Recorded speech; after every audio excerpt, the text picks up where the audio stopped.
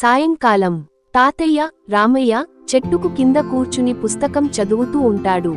అప్పుడు 12 ఏళ్ల చిన్నవాడు మనవడు నిఖిల్ సెల్ ఫోన్తో ఆటలాడుతూ వస్తాడు. అప్పుడు తాతయ్య, నిఖిల్, రోజంతా ఫోన్లోనే ఉంటావు, ఏమి నేర్చుకుంటున్నావు ఫోన్తో అని అడిగాడు. అప్పుడు నిఖిల్, తాతయ్య, ఇది మోడర్న్ వరల్డ్, ఇప్పుడు నాలెడ్జ్ అంతా ఫోన్లోనే ఉంటుంది తాతయ్య అన్నాడు మనవడు.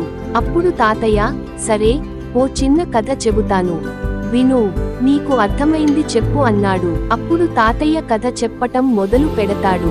ఒకప్పుడు ఒక చిన్న గ్రామంలో ఓ అణగారిన పేద యువకుడు రాము ఉంటాడు.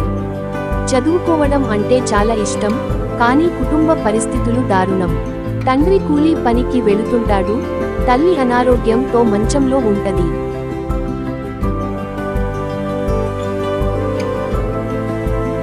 ఒకటి రాము ఊరి పాఠశాలలో ఫస్ట్ క్లాస్లో పాస్ అయ్యాడు, కానీ ఇంటర్మీడియట్ కు కాలేజ్లో చేరటానికి డబ్బులు ఉండవు. ఆ ఊరిలో ఒక పెద్దమనిషి శివయ్య గారు రామును గమనించి కాలేజ్లో స్కాలర్షిప్ రావటానికి సహాయం చేస్తాడు. 3 రాము కష్టపడి పట్టుదలతో చదువుకొని డాక్టర్ అవుతాడు. 4 కానీ కొంతకాలం తర్వాత రాముకి సహాయం చేసిన శివయ్య గారి ఆరోగ్యం క్షీణించింది. రాము తన సేవలతో బాగుపరచి నయం చేశాడు. తాతయ్య చెప్పిన కథలోని నీతి, ఎవరైనా మనల్ని నమ్మితే మనం వాళ్ళ నమ్మకాన్ని నిలబెట్టుకోవడం మన బాధ్యత. నిఖిల్ తాతయ్య చెప్పిన కథ అంత వింటాడు. చుట్టూ పక్షుల శబ్దం, సూర్యాస్తమయం అవుతుంది.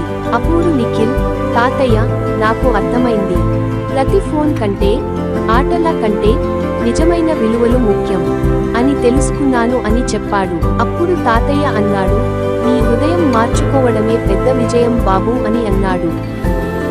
తాతయ్య, నిఖిల్ కలిసి పుస్తకం చూస్తారు. స్క్రీన్ పైన నీతి వాక్యం, మన జీవితం మన విలువల ప్రతిబింబం అని వ్రాసి ఉంది.